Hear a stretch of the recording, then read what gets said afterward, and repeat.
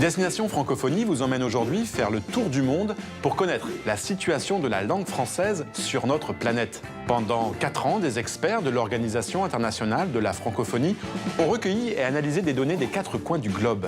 L'objectif, avoir la photographie la plus précise possible de la place du français sur tous les continents. Bonjour, voici le fameux rapport. Alors combien sommes-nous de francophones aujourd'hui dans le monde ? Eh bien, 274 millions. Le français est aujourd'hui la 5e langue la plus parlée. Allez, je vous emmène faire un petit tour du monde. Direction l'Afrique d'abord, qui pour des raisons démographiques est aujourd'hui le grand continent francophone. Actuellement, 54,7% des francophones habitent en Afrique. L'autre continent, c'est l'Europe. Puis l'Amérique et la Caraïbe, et très loin après, le Moyen-Orient et l'Asie. Autre phénomène, 49 millions de personnes choisissent d'apprendre le français comme une langue étrangère, à l'école, à l'université ou dans les centres culturels français. D'ailleurs, le français est la seule langue avec l'anglais à être enseignée sur tous les continents. Enfin, le français sur Internet se porte bien puisqu'elle occupe la 4e place par le nombre d'internautes.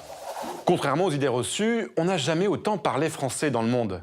Mais vous savez, rien n'est acquis et les défis sont nombreux, surtout en Afrique où se joue l'avenir de la francophonie. Parole d'experts. La condition sine qua non de la progression continue de la langue française dans le monde, c'est la réussite de la scolarisation dans les pays africains dans lesquels le français est la langue d'enseignement. Toi, tu as appris Si les systèmes éducatifs n'arrivent pas à accueillir les enfants dans des bonnes conditions et à leur assurer un enseignement de qualité dans la langue d'enseignement qu'ils se sont choisis, en l'occurrence le français, les francophones de ces pays-là seront dans des difficultés, à la fois pour s'exprimer et puis dans leur vie quotidienne. La priorité, c'est de rebâtir l'école, de faire en sorte que l'école, l'éducation soit au centre des préoccupations, au centre des investissements, sinon tout le reste n'est que littérature.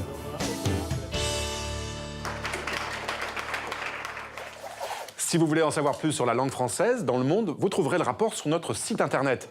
On se retrouve la semaine prochaine pour une nouvelle destination. D'ici là, bonne semaine à tous sur la planète francophone.